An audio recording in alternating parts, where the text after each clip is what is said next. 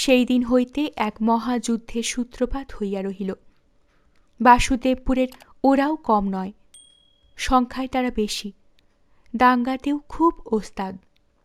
সুখদেবপুরের মালুরাও বিপদ আসিলে পিছপা হয় না। বিশেষত তাহাদের মোড়লকে ইহারা আটকাইয়া রাখিয়াছে। ঝগড়াটা ছিল অনেক দিন আগের। বিনা রক্তপাতে যাহাতে মীমাংসা হয় তারই চেষ্টা করিতে মোড়ল তাহাদের গ্রামে গিয়াছিল, আর ফিরিয়া আসে নাই। কাজেই সুখদেবপুরের মালোরা স্থির থাকিবে কি করিয়া? একটা মহাপ্রলয়ের আভাস লইয়া প্রহরগুলি অতিক্রান্ত হইতে লাগিল। পুরুষদের প্রস্তুতির আড়ম্বর আর নারীদের আতঙ্কের নিঃশ্বাসে সুখদেবপুরের বাতাস ভারী হইয়া উঠিল। প্রতি ঘর হইতে বাহির হইতে লাগিল লাঠির তাড়া, চোখা চোখা মুলি বাঁশের কাঁদি, এক ঠেকে কোচ, চল প্রভৃতি নানাবিধ সরঞ্জাম। সব কিছু সাজাইয়া গোছাইয়া লইয়া মালোরা একটিমাত্র ইঙ্গিতের অপেক্ষায় প্রস্তুত হইয়া রহিল। কিশোরের মনে একটা অস্বাভাবিক আশা জাগিয়াছে। সে মেয়েটির সঙ্গে তার বিবাহ হইবে। আশাটা আরও অস্বাভাবিক এই জন্য, সে নিজে কাউকে কিছু বলিতে পারিবে না।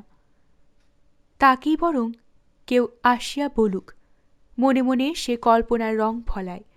আচ্ছা, এমন হয় না মেয়ে পক্ষ কেউ আসিয়া তাকে বলে, অকিশোর, এই কন্যা তোমারে দিলাম, লইয়া গিয়া বিয়া করো।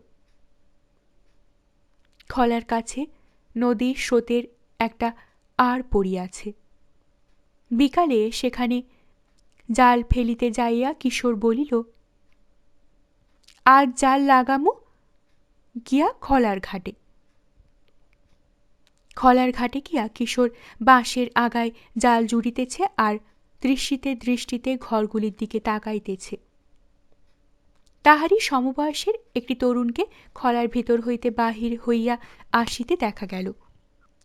লোকটা কিশোরের নৌকার দিকেই আসিতেছে। তার এদিকে আসার কি হেতু হতে পারে? কিশোর ভাবিয়া রোমাঞ্চিত হইল। এ বোধ হয় তারই কোনো ভাই হইবে, আসিতেছে সম্বন্ধের কথা চালাইতে। এ না হইয়া যায় না।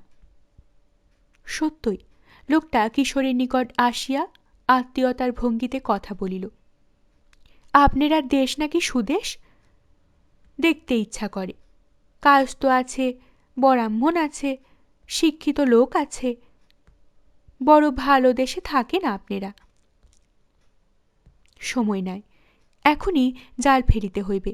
শিক্ষিত লোকের দেশে থাকা যে কি কষ্ট, আর এদের মতো দেশে থাকার যে কি সুখ, এ কথাগুলি অনেক যুক্তি প্রমাণ দিয়া বুঝাইয়া দিবার কিশোরের সময় নাই। কিশোর কেবল শুনিয়া গেল। আপনার সাথে একটা কুটুম্বিতা করতে চাই। কিশোরের সকল শিরা উপশিরা একযোগে স্পন্দিত হইতে লাগিল। বলিল, আমরা গরিব মানুষ, আমরার সাথে কি আপনার আর কুটুম্বিতা মানায়?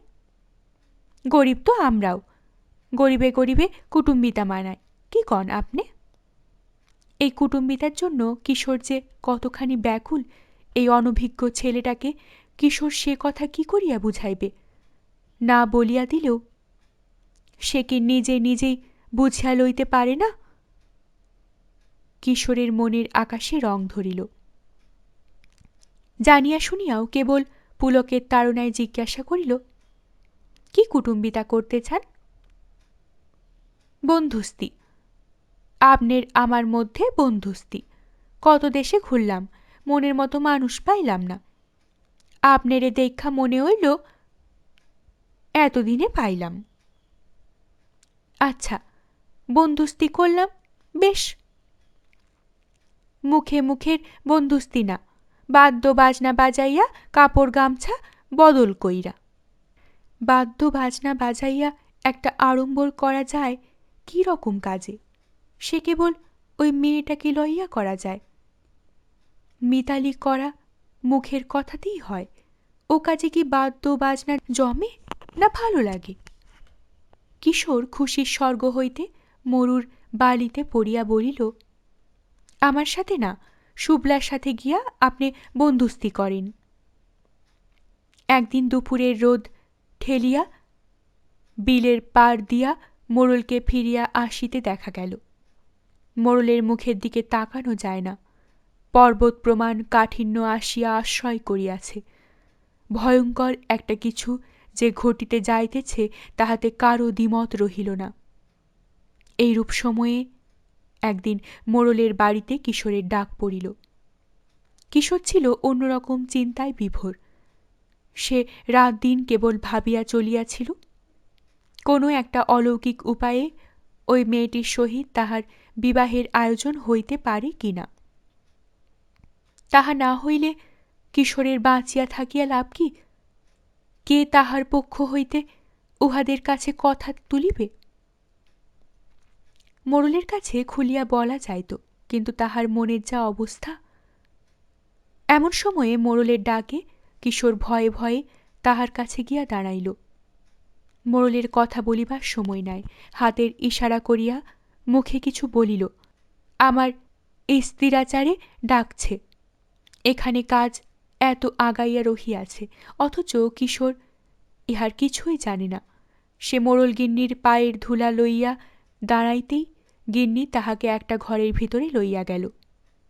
সেখানে নূতন একটা শাড়ি পরিয়া, পানের রসে ঠোঁট রাঙা করিয়া এবং গালে মুখে তেলের ছোপ লইয়া সেই মেয়েটা বারবার লাজে রাঙা হইয়া উঠিতেছে। মোড়ল গিন্নির হাতে দুইটি ফুলের মালা একটি কিশোরের হাতে তুলিয়া দিয়া বলিল, শাস্ত্রমতে বিয়া করো, দেশে গিয়া অখন মালা বদল কইরা রাখো। মালা বদল হইয়া গেলে মোড়ল গিন্নি হঠাৎ ঘরের বাহির হইয়া শিকল তুলিয়া দিল। মেয়েটি ভয় পাইয়াছিল। দরজা বন্ধ, অন্ধকার ঘর, কারো মুখ কেউ দেখিতে পায় না। অবশেষে কিশোর তাহার ভয় দূর করিল। পরে মোড়ল গিন্নি শিকল খুলিয়া বন্দীকে মুক্তি দিয়া বাহির করিয়া দিল, আর বন্দিনীকে ভগিনী স্নেহে স্নান করাইয়া দিয়া রান্নাঘরে নিয়া বসাইল। কিশোরকে বলিয়া দিল, দেখো জাল্লা, উতলা হইয়া পাখির মতো পাক বাড়াইও না, রইয়া সইয়া আগমন কইর। পরের দিন মেয়ের মা দেখিতে আসিল। মোড়ল গিন্নিকে বলিল, মালা বদল হইয়া গেছে তো? হইয়া গেছে। আর দেখা সাক্ষাৎ কইর না মা, অমঙ্গল হয়। দেশে গিয়া আগে শাস্ত্রমতে বিয়া হোক। কপালের কি গর্দিস মা? জামাই পাইয়া মাইয়া আমার পর হইয়া গেল। আমার তো তাতে কোনো অনাহ্লাদি নাই। অখন ঘরের মানুষেরে নিয়া কথা, সে মানুষ না জানি কি করে।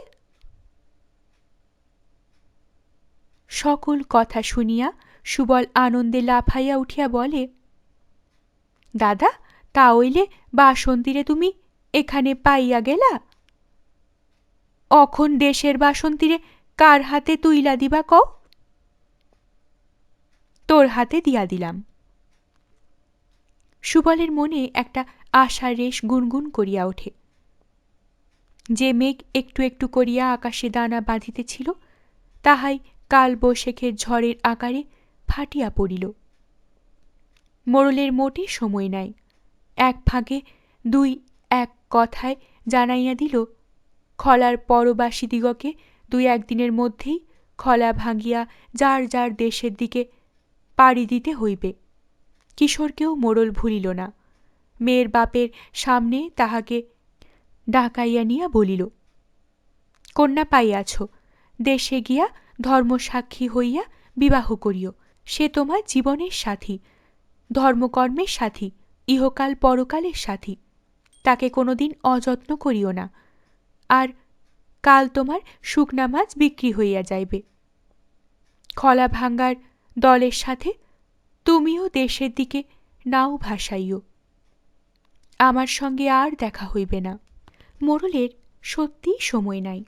মোড়ল উঠিয়া পড়িল। মেয়ের বাপ সামনে আসিয়া আছে, রাগী মানুষ। তাহার কাছে কিশোর নিজেকে অপরাধী মনে করিতে লাগিল। বাপ গম্ভীর স্বরে জিজ্ঞাসা করিল, নাম কি আপনার? শ্রীযুক্ত কিশোর চান মূল্য ব্রহ্মণ। পিতা শ্রীযুক্ত রামকেশব মূল্য ব্রহ্মণ। নিবাস গোকর্ণঘাট, জেলা ত্রিপুরা। লোকটা এক টুকরো কাগজে টুকিয়া লইল। কিশোর নত হইয়া তাহার পায়ের ধুলা লইয়া দাঁড়াইয়া দেখে লোকটা খলার দিকে চলিয়া যাইতেছে। খলার ঘাটে সবগুলি নৌকা যাত্রার জন্য প্রস্তুত হইল। ওপারে বাসুদেব পুরবাসীরা এরই মধ্যে লাঠি কাঁধে ফেলিয়া মালকোচা মারিয়া পথে নামিয়া পড়িয়াছে। এপারে খলার ঘাট হইতে তাহাদিগকে স্পষ্ট দেখা যাইতেছে। কিশোরের মনে হইতেছিল আকাশকোণের কোনো মেঘলোক হইতে একখণ্ড কালো মেঘ যেন ঝটিকার আভাস লইয়া দ্রুত ছুটিয়া আসিতেছে। অতদূর হইতেও ইহাদিগকে কি ভীষণ আর কি কালো দেখাইতেছে। মোড়লকে ফেলিয়া যাইতে হইবে ভাবিয়া কিশোরের মনে বড় কষ্ট হইল। তাহার কেবল মনে হইতে লাগিল, এত লোকজন, এত টাকা পয়সা, কাজ কারবারের মধ্যে থাকিয়াও লোকটা কত অসহায়। আর মোড়ল গিন্নি, সে আরও অসহায়, কিন্তু যাইতেই হইবে। মোড়লের কড়া হুকুম। গাঙের বিদেশি রায়তদের সে কিছুতেই বিপদে জড়াইবে না। আজ বিলের পাড়ে প্রলয় কাণ্ড হইবে, তার আগেই নৌকা বিদায়ের পালা। নৌকা বিদায় বড় মর্মস্পর্শী। নববধূকে নৌকায় তুলিয়া দিতে আসিয়া মোড়লগিন্নি কাঁদিয়া ফেলিল। তার চোখের জল দেখিয়া কিশোরীরও বুক ফাটিয়া কান্না বাহির হইতে চায়। বধূ পা ধুইয়া নমস্কার করিয়া নৌকায় উঠিলে। দুইখানা নৌকা একসঙ্গে বাঁধন খুলিয়া দিল। একটি কিশোরের, অন্যটি মেয়ের বাপের। কতক্ষণ তাহারা পাশাপাশি চলিল। তারপর মেঘনার পশ্চিম পারের একটা শাখা নদীর মুখ লক্ষ্য করিয়া উহাদের নৌকার মুখ ঘুরাইল। উহাদের নৌকাখানা দূরে সরিয়া যাইতেছে। এখনো অনেক দূরে যায় নাই। এখনো মানুষগুলিকে চেনা যায়। এখনো স্পষ্ট দেখা যাইতেছে ও নৌকায় একটি যৌবনোত্তীর্ণা নারী চোখে আঁচল চাপা দিয়া কাঁদিতেছে। এখন গলা ছাড়িয়া কাঁদিয়া উঠিয়াছে। আরও ওই যে কঠিন হৃদয় পুরুষ মানুষটি, তারও কাঠিন্য গলিয়া জল হইয়া গিয়াছে। সে কাঁধের গামছা তুলিয়া নিয়া দুই চোখে চাপা দিয়াছে। তাহাদিগকে আর চেনা যায় না। কিশোরের নৌকার একটি নারী হৃদয়ের তখন সকল বাঁধ ভাঙিয়া কান্নার প্লাবন ছুটিয়াছে। সারা বেলা নৌকা বাহিয়া বিকাল পড়িলেই তিলকের মাথায় এক সমস্যা আসিয়া ঢুকিল। খানিক ভাবিয়া নিয়া নিজে নিজেই সেই সমস্যার সমাধান করিয়া বলিল, ডাকাইতের মুল্লুক দিয়া নাও চালামু, তার মধ্যে আবার মাইয়া লোক। আমি কই, কিশোর, তুমি একখান কাম করো, পাটাতনের তলে বিছানা পাতো, কেউ যেমন না দেখে না জানে। কিশোর নৌকার তলায় কাঁথা বালিশ দিয়া বধূর প্রবাস জীবনের স্থায়ী শয্যা রচনা করিল। রাত্রি হইলে এক স্থানে নৌকা বাঁধিয়া রান্না খাওয়া সারিল। বউকে তুলিয়া খাওয়াইল, আবার সেইখানে লুকাইয়া রাখিল। শুইবার সময় কিশোরের হাবভাব লক্ষ্য করিতে করিতে তিলক এক ধমক দিয়া বলিল, আমি বুড়া মাইনসে একখান কথা কইয়া থুই কিশোর, নাওয়ের ডরার ভেতর নজর লাগাইও না কিন্তুক।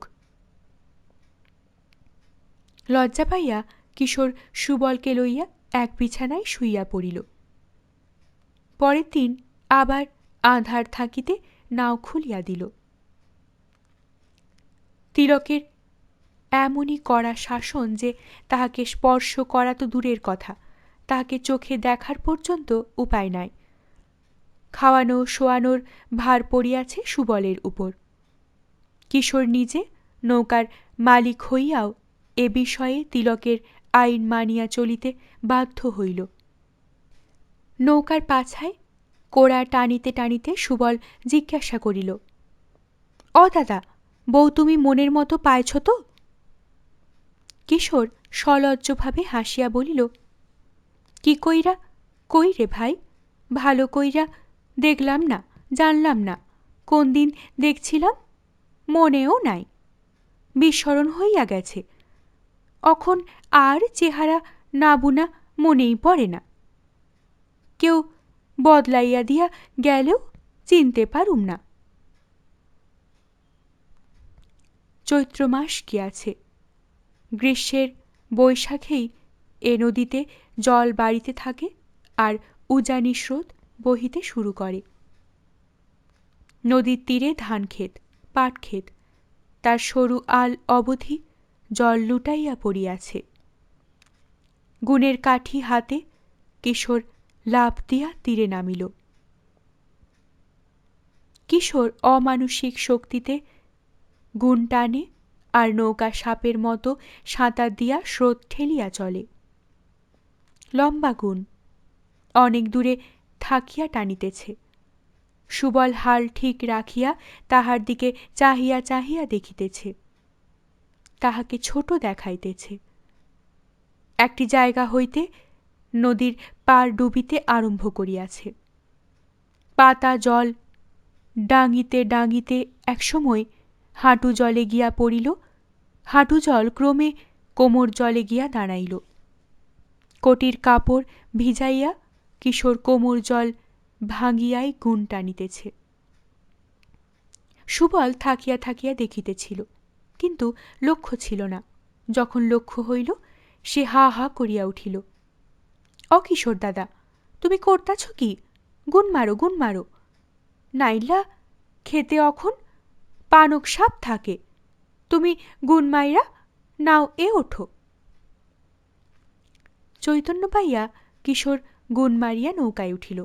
সুবল তিরস্কার করিল, "দাদা, তোমারে কি মধ্যে মধ্যে ভূতে আমল করে?"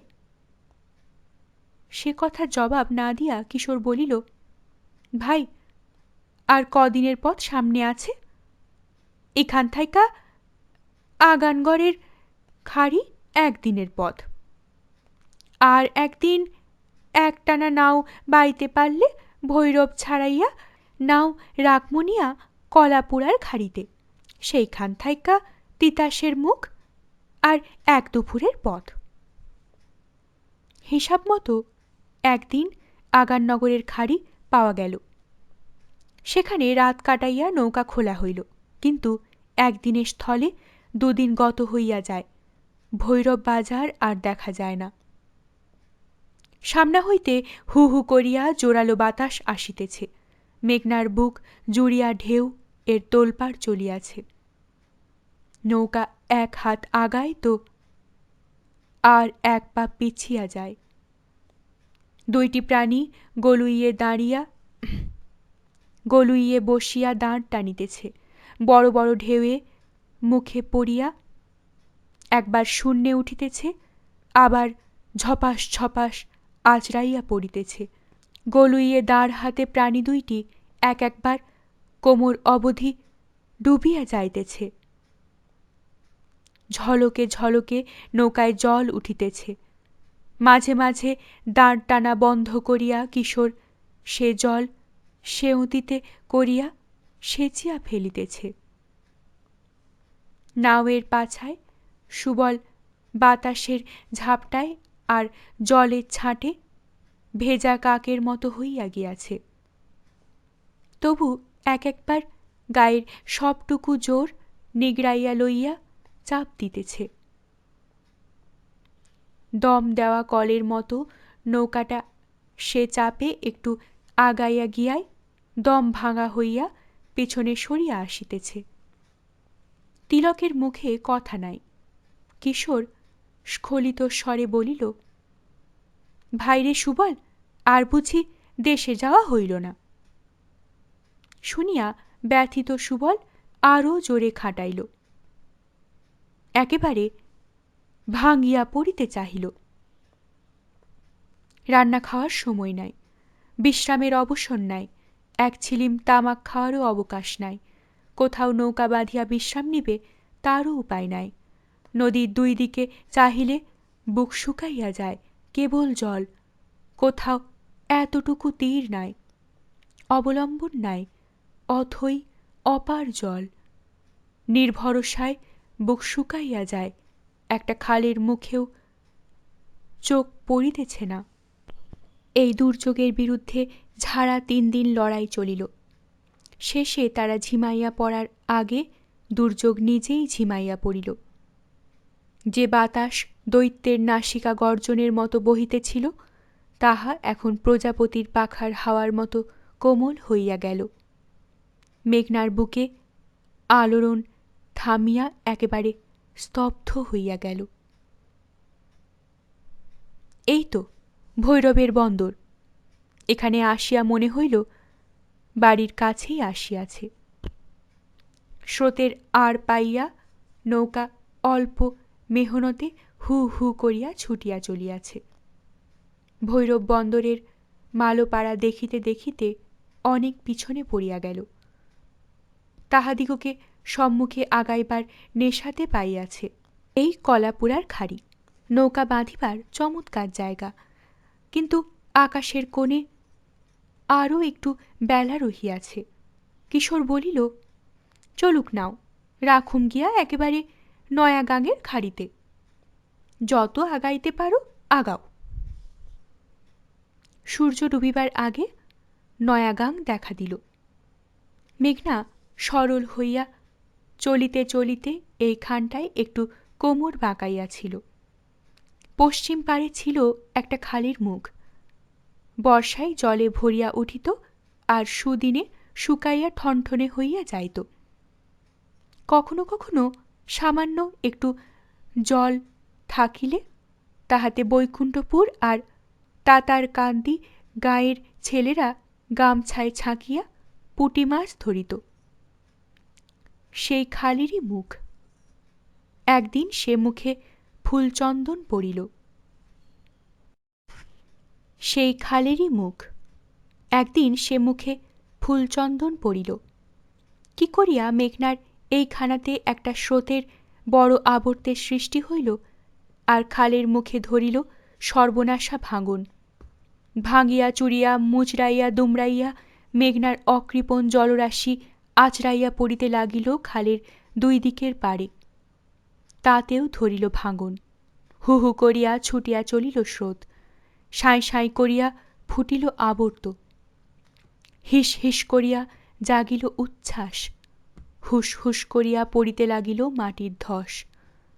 মাটি ক্ষেত প্রান্তর ভাঙিয়া ছোট বড় পল্লী নিশ্চিহ্ন করিয়া রাশি রাশি গাছপালা ছিন্ন বিচ্ছিন্ন করিয়া সে জলধারা দিনের পর দিন উদ্দাম গতিতে ছুটিয়া চলিল। কার সাধ্য তার গতিরোধ করে? দুর্বার, দুর্মদ, প্রলয়ঙ্কর এ গতি। চাষিরা প্রমাদ গনিয়া অকালে ফসল কাটিয়া ঠাঁই করিয়া দিল। পল্লীবাসীরা সন্ত্রাসে বিমূঢ় হইয়া তৈজসপত্র বাঁধিয়া ছাঁদিয়া গরু বাছুর হাঁকাইয়া লইয়া অনেক পশ্চিমে গিয়া ডেরা বাঁধিল। কালক্রমে অনেক কিছু হইয়া গেল। যে ছিল একদা একটা খাল, সে এখন স্বয়ং মেঘনা হইতেও অনেক প্রশস্তা, অনেক বেগবতী, সমধিক ভয়ঙ্করী হইয়া উঠিয়াছে। সবিস্তারে এ কাহিনী বর্ণনা করিতে করিতে তিলকের চোখ 2টি উজ্জ্বল হইয়া উঠিল। কথা কিছু নূতন নয়। তাদের গায়ের মালোরা অনেকেই এখানে মাছ ধরিতে আসে, আর নয়াগাঙের নয়া স্রোতে মাছও ধরা পড়ে অনেক। কিশোর সুবলেরাও নয়াগাঙের এই কালান্তর দিগন্ত বিসারী মোহনাটি কয়েকবার দেখিয়াছে, কাহিনীটিও শুনিয়াছে, তবু তিলক তাহা আবেগপূর্ণ ভাষা দিয়া বিস্তারিতভাবে বর্ণনা করিল। ইহাই জেলেদের রোমাঞ্চ।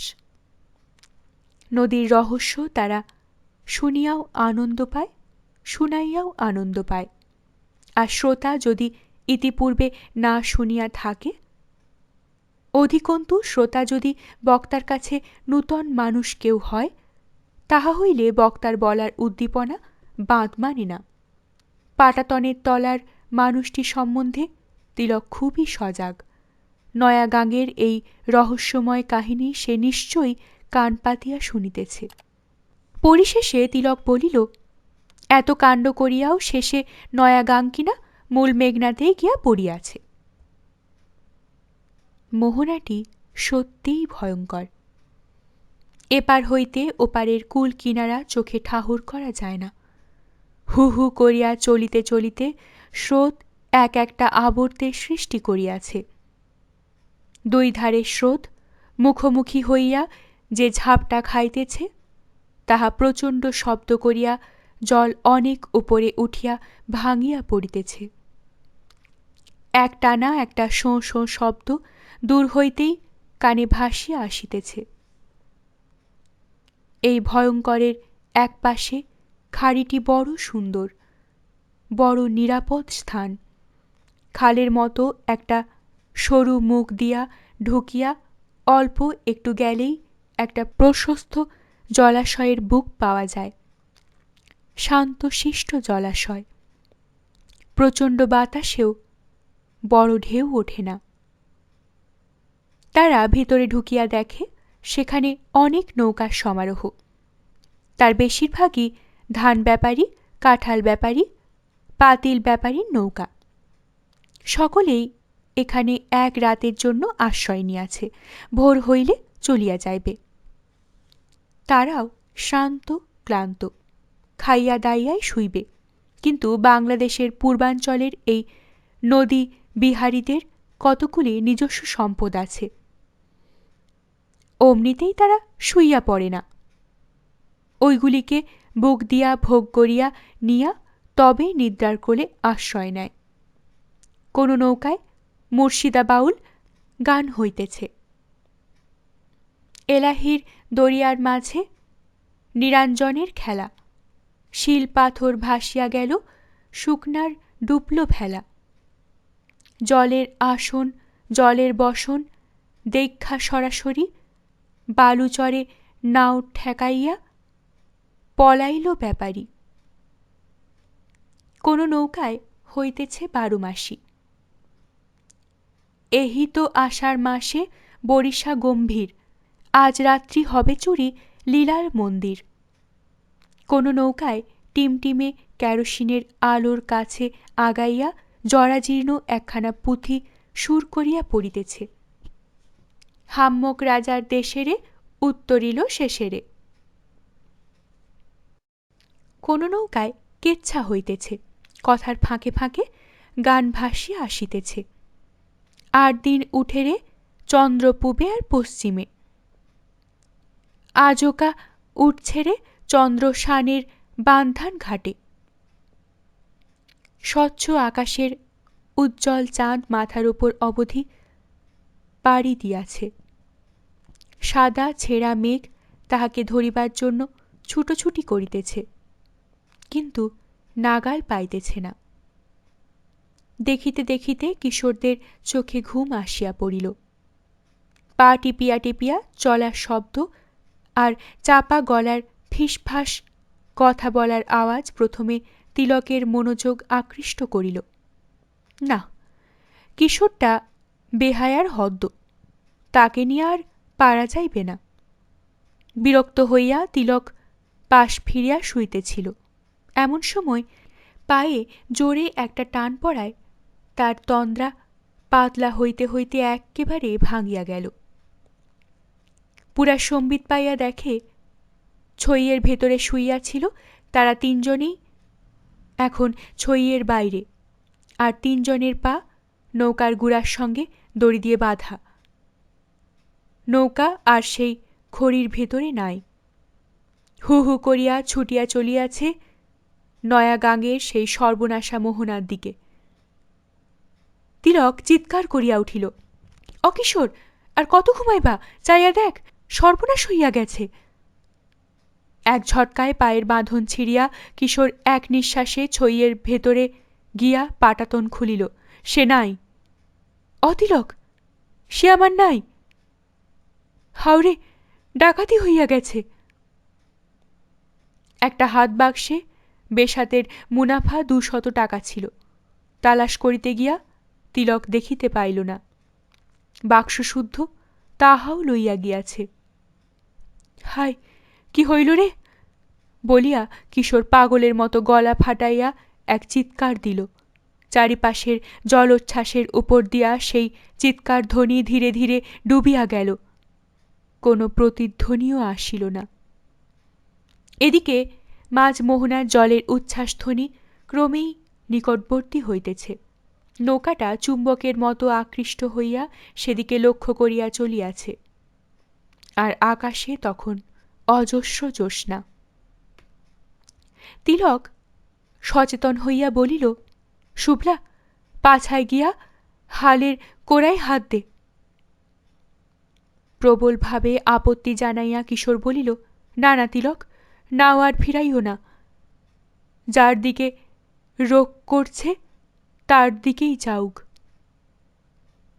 সুবল আর তিলকের আপ্রাণ চেষ্টায় নৌকাখানা কোনো মতে আসন্ন ধ্বংসের হাত হইতে রক্ষা পাইল। রাত্রির বিভ্রান্তির কুল কিনারা দেখা যাইতেছিল না, তাহাও শেষে পাওয়া গেল। রাতটা বিশ্রী রকমের দীর্ঘ, ফুরাইতেছিল না। অবশেষে তাহাও ফুরাইয়া সকাল হইল। কিন্তু রাতের ঝড়ে পাখার সেই যে ডানা ভাঙিল, সে ডানা আর জোড়া লাগিল না। কিশোর দাঁড়ে গিয়া বসিয়াছিল। বারবার হাত হইতে দাঁড় খসিয়া পড়িতেছে দেখিয়া তিলকের দয়া হইল। যাও কিশোর, দাঁড় তুইলা ছইয়ার তলে যাও। কিশোর ছইয়ের ভেতরে আসিয়া পাটাতনের ওপর বসিল। পাটাতনের নিচেই সে ছিল। এখন সে কোথায়? সুবলের হাতে হালের বৈঠাও নিস্তেজ হইয়া আসিল। কেবল তিলকের বৃদ্ধ হাতের দাঁড়খানাকে সম্বল করিয়া নৌকা মন্থর গতিতে আগাইতে লাগিল। এখানে তিতাসের মোহনা। মেঘনার সঙ্গে সম্পর্ক চুকাইয়া এখন ইহারই মুখ দিয়া প্রবেশ করিতে হইবে। যাইবার সময় মুখটা আরও সংকীর্ণ ছিল। এখন বর্ষার জলে সে মুখ অনেক বড় হইয়া গিয়াছে। তিতাসের মুখের ভেতর ঢুকিয়া খানিক আগাইবার পর সুবল দুত্তরি বলিয়া দাঁড় তুলিয়া ফেলিল। বাঁশের খুঁটিটা এক টানে তুলিয়া লইয়া মাটিতে ঠেকাইয়া কয়েকটা পাড় দিল। তারপর তার সঙ্গে নৌকার দড়ি বাঁধিয়া ছইয়ের ভেতরে ঢুকিয়া শুইয়া পড়িল। আরও একটু বেলা ছিল, আরও একটু আগানো যাইত, কিন্তু তিলক মুখ খুলিয়া এ কথা বলিতে সাহস পাইল না। আবার রাত আসিল। রাত গভীর হইল এবং এক সময়ে ফুরাইয়া গেল। পূর্ব দিকের আকাশ খোলসা হইয়া আসিতেছে। কিশোর কি ভাবিয়া উঠিল। মাঝ নৌকায় দাঁড়াইয়া সেদিকে কতক্ষণ তাকাইয়া রহিল। তারপর গলুইয়ে হাত দিয়া বাড়াইয়া জল স্পর্শ করিল। হাত জলে লাগে নাই, কিসে যেন লাগিয়াছে, কিন্তু বড় নরম। আর কি ভীষণ ঠান্ডা। হাত বাড়াইয়া চাহিয়া দেখিল স্পষ্ট দেখা যাইতেছে। দেখিয়া কিশোর খুব জোরে একটা চিৎকার করিল। একটা নারীদেহ ভাসিয়া রহিয়াছে, কোমর হইতে পা অবধি একেবারে খাড়া জলের নিচে। বুকটা চিতাইয়া ভাসিয়া উঠিয়াছে। গলার টান হইয়া মাথা পেছনের দিকে ঢলিয়া রহিয়াছে। লম্বা চুলগুলিকে লইয়া তিতাসের মৃদু স্রোত টানাটানি করিতেছে। অতিলক, দেখা যাও। চোখ কচলাইয়া তিলক বলিল, কি কিশোর, তারে পাওয়া গেছে? তিলক উঠিয়া আসিয়া মরাটাকে দেখিয়া রাম রাম বলিতে বলিতে সুবলকে ডাকিয়া তুলিল। তারপর কাল বিলম্ব না করিয়া নৌকা ছাড়িয়া দিল। কিশোর ছইয়ের ভেতর চুপ করিয়া বসিয়াছিল। দাঁড় টানিতে টানিতে ক্লান্ত হইয়া তিলক ছইয়ের ভেতর আসিয়া বসিল। আগে লক্ষ্য করে নাই।